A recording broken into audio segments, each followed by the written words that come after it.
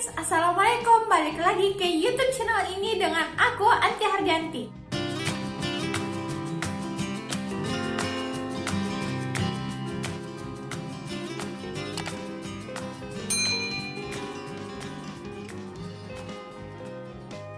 Nah, di video kali ini aku mau membahas tentang beberapa tragedi atau kejadian yang terjadi di hari spesial atau hari ulang tahun.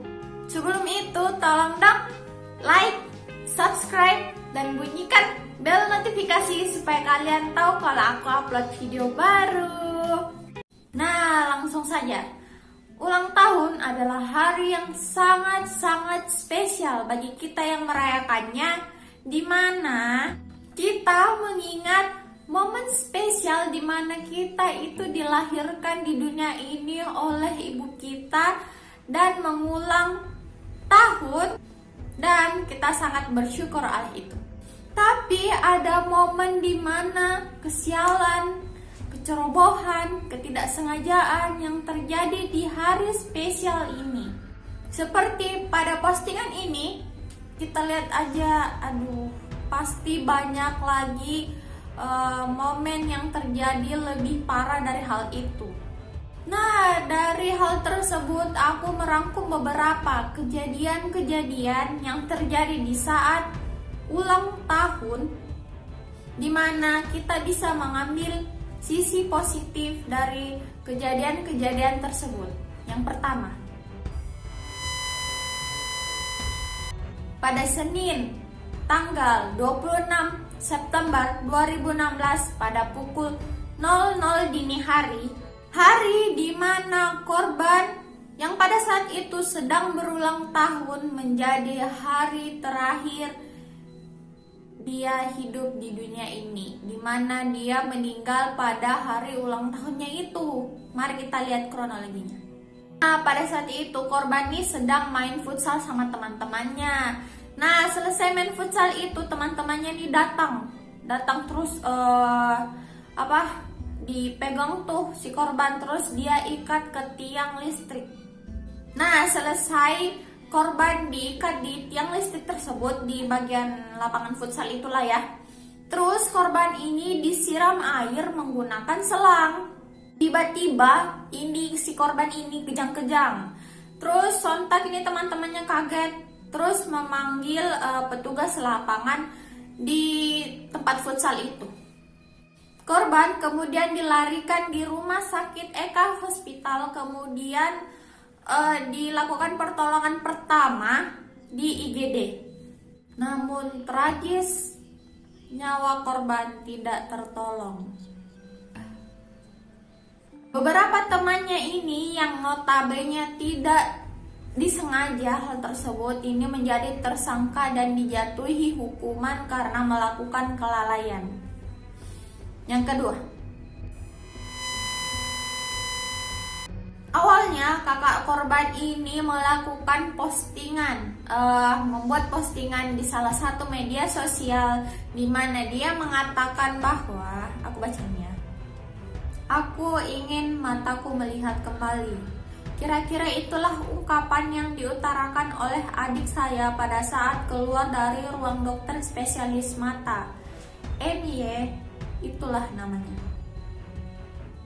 Seorang anak remaja laki-laki kelas 2 SMA yang sedang merasa sangat terpuruk karena harus menerima kenyataan untuk kehilangan salah satu penglihatannya. Semua berawal pada 1 bulan yang lalu. Tepat di hari ulang tahunnya, ia terkena musibah yang diakibatkan oleh sebuah keisengan teman-temannya. Pada saat itu, teman-temannya menyeplokkan telur busuk ke adik saya, tapi sayangnya telur itu mengenai mata adik saya, hingga berakibat matanya iritasi, membuat mata hitamnya tertutup selaput-selaput putih. Bukan hanya itu, bahkan matanya pun sudah tidak dapat melihat lagi. Saya bisa membayangkan bagaimana perasaan dia harus menghadapi ujian seperti ini di usianya yang masih terlalu muda. Sejak kecil dia sudah dapat merasakan kasih sayang dari orang tua dan harus tinggal bersama neneknya. Tidak dapat ya. Sekarang dia harus menghadapi kenyataan untuk menerima salah satu penglihatannya yang hilang. Lalu bagaimana dengan masa depannya? Haruskah dia kehilangan masa depannya hanya karena sebutir telur busuk? Tidak pantaskah dia memiliki masa depan dan kehidupan yang jauh lebih baik? Lihat foto itu, seperti itulah dia saat ini, dimanapun hanya bisa menunduk. Tidak ada lagi senyum dan tawa dari wajahnya, yang terlihat hanya kesedihan dan kekhawatiran. Sebagai seorang kakak, saya hanya bisa berusaha dan berdoa, serta memberikan semangat agar dia tetap tegar untuk menerima semuanya, walaupun sebenarnya saya tahu bahwa ini sangat sulit diterima. Semoga setelah ini tidak ada lagi kejadian-kejadian konyol yang dapat merugikan seseorang. Jangan sampai keisengan kita menghancurkan masa depan orang lain. #stop keisengan, #stop ceplokkan, #pikirkan dulu sebelum bertindak. Nah, sontak ini status kakak korban tersebut viral dan salah satu media mencoba mengkonfirmasi hal tersebut, tapi benar saja hal itu benar-benar terjadi. Menurut korban, dia sama sekali tidak dendam dengan teman-temannya. Katanya hal itu tidak disengaja. Korban pun sempat tidak sekolah selama 4 bulan karena menjalani perawatan. Semoga ya dia bisa kuat. Oke, next. Ada salah satu korban perempuan, seorang siswi. Aku nggak mau nyebutin namanya, nggak enak aja. Jadi pada hari itu korban ini sedang berulang tahun, di mana teman-temannya ini menyiapkan kejutan untuk si korban tersebut. Aku sebutnya korban aja ya.